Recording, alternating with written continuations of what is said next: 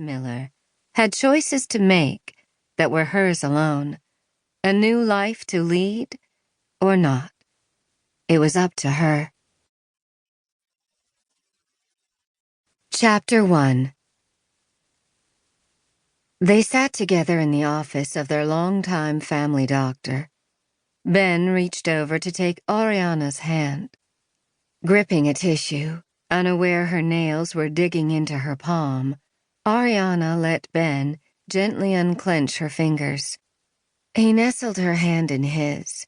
In spite of his over-the-top personality, he was always a calming influence, and she loved him all the more for it. A battery of test results, including blood work, neuropsychological assessments, and neuroimaging, had been assembled over the preceding weeks. In this office, finally, they hoped to find the answer to the puzzling and troubling changes Arianna and others had observed in Ben. Ben stared straight ahead at the doctor, who was as much their friend as their physician. Dr. Russell Spencer had delivered their children. Their families often vacationed together. The men played poker with a group of close friends once a month. Arianna and their doctor's wife, Karen Spencer, danced their hearts out once a week in the same Zumba class.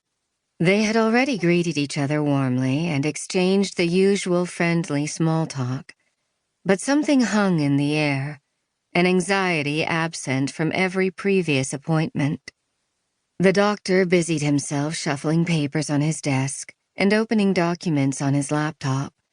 Then he quietly cleared his throat and slowly looked up, directly at his friends.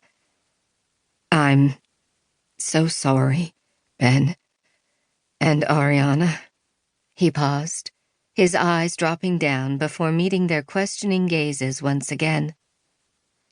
"There's no easy way to tell you this. I'm heartsick to deliver this news." His voice clearly reflected the pain his words were causing him. "The diagnosis is frontotemporal dementia, FTD, also known as frontal lobe dementia or Pick's disease. There's no way to make this sound better. It's not good.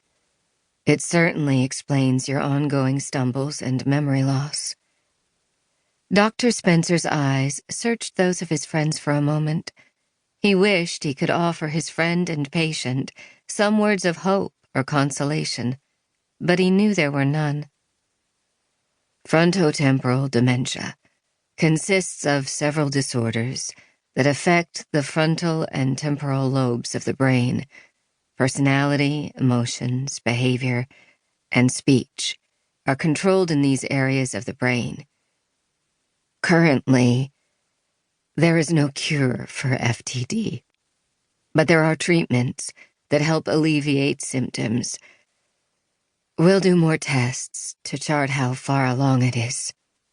A deep sigh slipped out. A rogue tear rolled silently down Ben's cheek. Arianna gasped and sobbed loudly in the chair beside him before she buried her face in a cluster of tissues. Their hands fused together.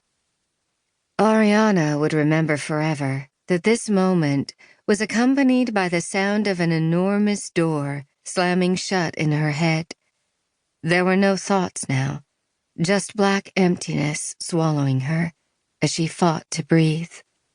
Dr. Spencer came around his desk. His face was flushed with worry as he leaned down to hug Arianna. Now her arms hung limply at her sides. Ben stood to embrace his friend. They clung to each other as only close friends could. The doctor mantle slipped off. The room was filled with sorrow. Collecting himself, Dr. Spencer pulled up a chair next to them. "God damn it.